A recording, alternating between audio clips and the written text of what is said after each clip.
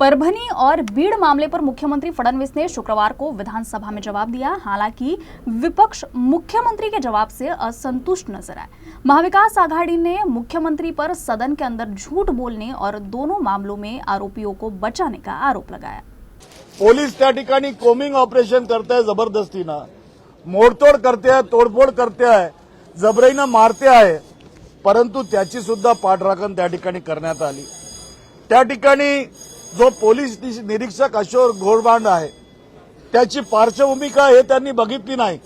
यापूर्वी त्याचा रेकॉर्ड काय की दलितांच्या विरुद्ध त्यांनी कशा पद्धतीने त्या ठिकाणी काम केलेलं आहे।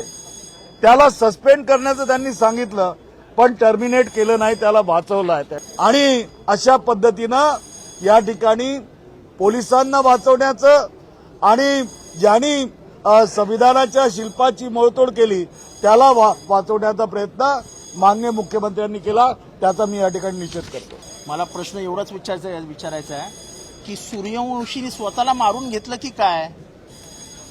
जस्ट पोस्टमॉर्टमच्या ओपनिंग पेजमध्ये लिहिलेलं आहे multiple injuries resulting into shock. या मल्टिपल इंजरीज जिवंत असतील म्हणूनच मल्टिपल इंजरीज लिहिलेल्या आहेत ना। जर पूर्वीच्या जखमा असत्या तर तसं तुम्ही त्यांना ह्याच्यावर आलं असतं पोस्टमॉर्टम मध्ये।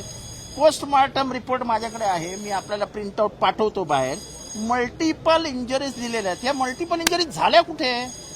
मुख्यमंत्री साहेबांनी त्याच्या बाबतीत कुठल्याही गांभीर्याने निवेदन केलं नाही। सूर्यवंशीच्या बाबतीत पोलिसांनी ज्या पद्धतीने मारलेत रस्त्यावर लोकांना त्याचे व्हिडिओज आहेत। म्हणजे पोलिसांच्या अॅट्रॉसिटीज आणि पोलिसांना प्रोटेक्ट करण्याचं काम एक मुख्यमंत्री म्हणून त्यांनी केलं, पण 13-12 कोटी लोकांना जे अपेक्षित होतं तो न्याय देण्याचं काम मुख्यमंत्र्यांनी केलं नाही।